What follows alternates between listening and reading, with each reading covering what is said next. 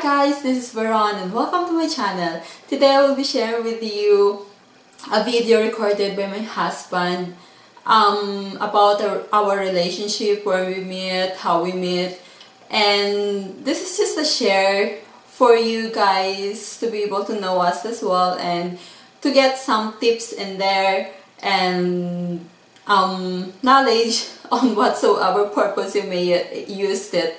And I hope that you will enjoy. And by the way, this video was taken by my husband before when we were still not married. So you will notice that he is mentioning me as his fiancé. I hope you enjoy. Thank you. Good at it, so I should. Hello, welcome to Veron's YouTube channel. She's the Filipina who traveled from Iloilo to my hometown of Columbia, South Carolina on the K-1 visa process.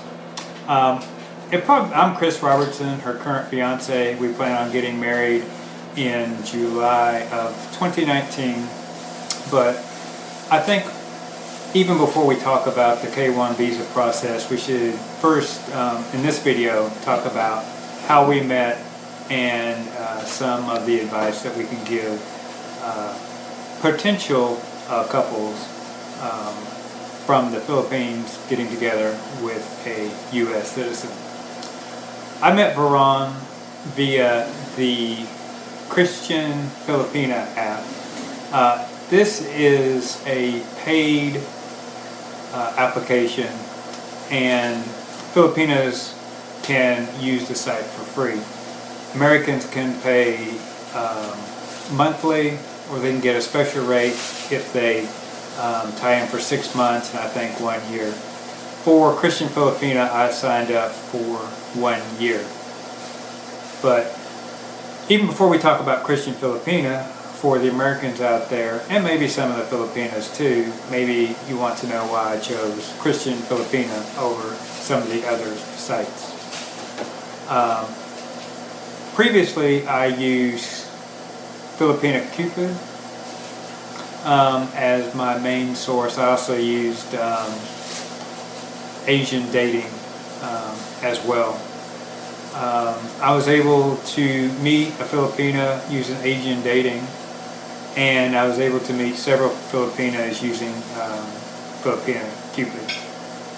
The difference between these sites and the Christian Filipina site, in my opinion, is, well, the American actually pays money to correspond, and it's a little bit more than the other sites, and really you get what you pay for. With the other sites, as for an American point of view, American guy, you'll have plenty of girls contacting you, sending you emails, hearts, likes, things like that. Probably even more than Christian Filipina, but I would say that the females on Christian Filipina are more serious than the females on Filipina Cupid. The reason for this, not 100% sure, maybe this site is more popular in the Philippines, and Filipinos actually like to communicate during the day, want to have something to take up their time. So not all of them are serious. But on Christian Filipina, I would say a majority are serious. So Veron and I met on Christian Filipina on June 3rd, 2017. Honestly, I just sent her a message just wanting to chat. She was a little bit young, I thought, at the time. She was 27, hadn't quite reached her 28th birthday in July. But I just asked her some questions, and she was quick to reply and answer a question. So we just continued chatting back and forth. We chatted back and forth, I would say, for a week or two, and then we started communicating via video chat on Viber and also Messenger. But it's important for Americans or foreigners to get video confirmation of who you're speaking to, because there's so many scams out there. and it's easy to get caught up in a scam, especially if you're feeling like you really want to meet somebody or you haven't met somebody in a while. But when you get a video chat, you at least get the visual and see the person talk. If they're unable to video chat with you, you could just move on to the next girl. There's plenty of girls to choose from there, and they're all willing to chat with you. Now, with I'm just looking at Veron, by the way.